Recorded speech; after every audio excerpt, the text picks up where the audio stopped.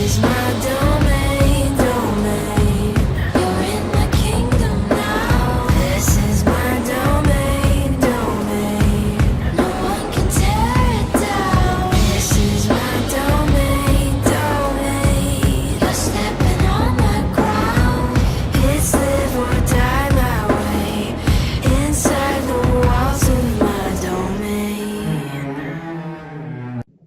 Hi, in this video we're going to do more examples where we find the domain and range. And now we're going to find them from graphs, and then we'll find them from the function formula. All right, so remember from our last video that domain means x values and range means the y values. And another way to think about that is domain is the valid inputs, while range is the valid outputs. So to get us started, I have a few graphed examples, okay? Remember when we talked about the domain, we talked about building the walls on the house. All right, domain is our x values. We know that our x-axis goes side to side. So we want to think about the smallest x value for which this takes on. Okay, and then the largest x value for which this takes on. Well, I can see here the solid dot means this function starts here. So the smallest x value for which this is defined is going to be -3. Okay, and now it's a solid dot, so we want to use less than or equal to, and we're talking about x. So I'm going to use the variable x, domain x. Okay. All right, and now when I look over here, it looks like I could build a wall here, but what we know about arrows on the end of functions is they keep going. Energizer bunny, going and going and going. So even if I tried to build the wall here, it would go on the other side. Build the wall here, it would go on the other side. So this is going to keep going. And so every x value would be eventually defined out to infinity. So my domain here, if we want to stick infinity on this side so we can see it, means that x is going to always be greater than or equal to -3 to infinity. And the proper way of really writing this is -3 less than or equal to x. In other words, x is always greater than or equal to 3. As long as we pick an x value greater than or equal to -3, this function will be defined. All right, when we talk about the range, remember we're talking about the ceiling and the floor, or in other words, our valid y values. I want to look at for the smallest y value this function ever takes on, and I see that if I put a floor here, the function would never drop below it. So that value is going to be -4. And now I'm going to use y, range y. And now if I try to build my ceiling, the same thing's going to happen as happened with x. If I build it here, it keeps going. If I build it here, it keeps going. So up here, we have positive infinity. So if we want to write less than infinity, all right, just to show that y is defined from -4 to infinity, we sure can, but it's more proper to write it this way. Okay, so that is from a graph. Let's do one or two more examples. All right, so here I have this function. We're talking about the domain. We're talking about the range. Domain walls. If I want to fence this in, well, notice this has arrows, and even though it's going up really, really slow, I can see, though, that eventually this function would be defined for every x value. So one way of writing this is all real x, okay? There's lots of different ways to write this. Interval notation, it's -infinity to positive infinity, and this just means every value of x, this function is defined. How about the range? Well, for the range, we're going to think about our y values. Can we construct a floor that this never goes below? And sure enough, it looks like that I could build a floor right there. And now in this particular graph, 1, 2, 3, if we can read it off exactly, great. If we can't, I'm just going to approximate that to be -3. Okay. And now how about our ceiling? Well, if we build our ceiling here, it's still going to continue to go on. Okay, so we can never put a ceiling on this function. It's going to keep going and going and going, and we know that this goes off to positive infinity, so this is going to be less than infinity. All right, probably the most proper way of writing this is this way. okay? And now later on we'll talk about interval notation, but we're not quite ready for that. And if you know interval notation, please feel free to use it, okay? All right, our last graphing example is going to be this one. Again, we want to talk about the domain and talk about the range. All right, so if we try to put our walls on here, this is going to keep going and going and going. This is going to keep going and going and going. And we see that this would be defined for every x value, okay? In other words, just like we've been saying, it's defined from negative infinity to positive infinity. And now if we go to look for a floor, well, we can't put a floor there because it's going to keep going. And we can't put a ceiling here because it's going to keep going. So you see that in this example, the range also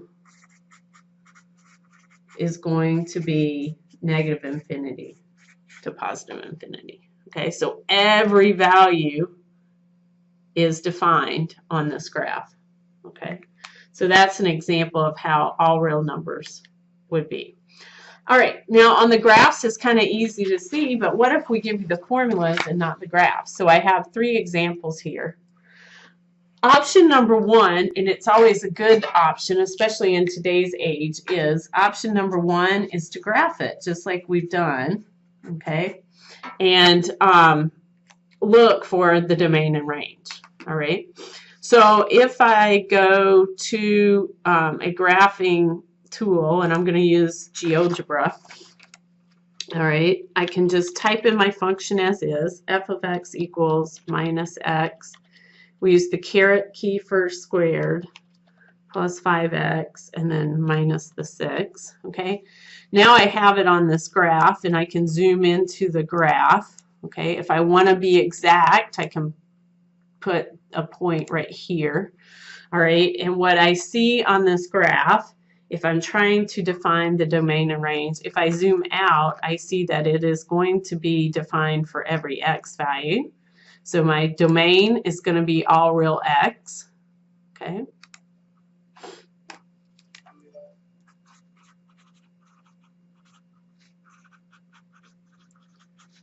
And now if I try to use the graph to define my range, I can do that as well.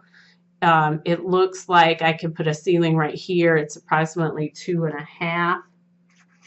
And then this would go on down to negative infinity. So my range in this case would be y less than or equal to 2.5.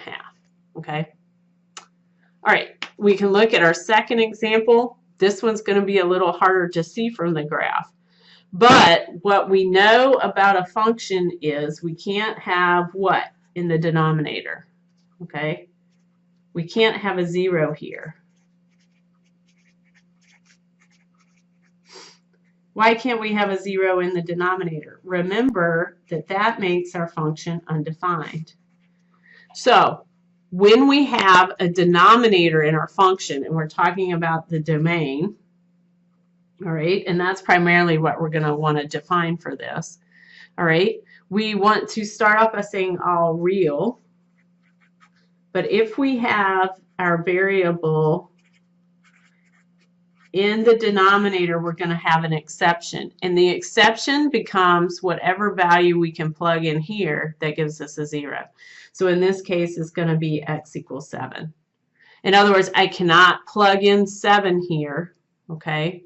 And because if I do, I get 5 over 0, and that's undefined, okay? Every other value works. And now if we go back to our first example, notice that we don't have a denominator. I mean, we in theory do, it's 1, but we don't have to worry about it.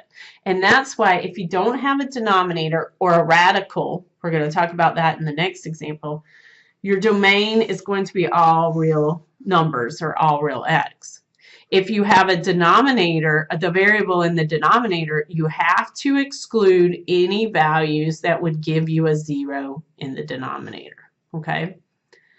All right, there is an exception to that. This needs to be in simplified form, but we're not going to worry about that today, okay? So If we are given a variable in the denominator, we need to exclude any values that would give us 0. And in this case, it would be 7, because 7 minus 7 is 0, and that would give us something undefined. And now I just referred to a radical. What do we have to worry about here? Well, for radicals, we can't have a negative under the radical. Now, you may have already talked about the imaginary unit and those types of things, but when we're talking about real numbers, all right, for the domain, we can't have a negative here, underneath here. So our domain in this case, we could actually set this up. We know that that has to be greater than or equal to 0, right? And if we solve this, we would see that x is greater than or equal to 3.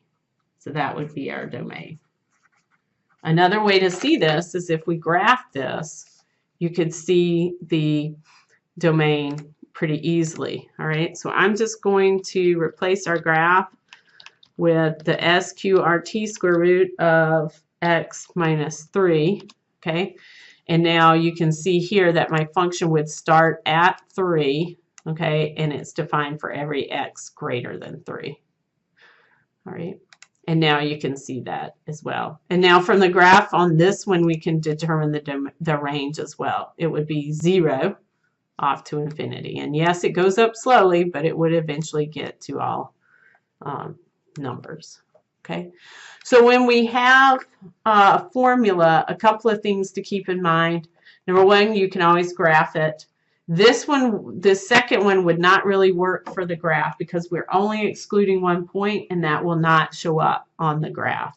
All right, so what you need to do is remember that if we have a variable in the denominator, we have to exclude, any x values that would give us a 0 in the denominator.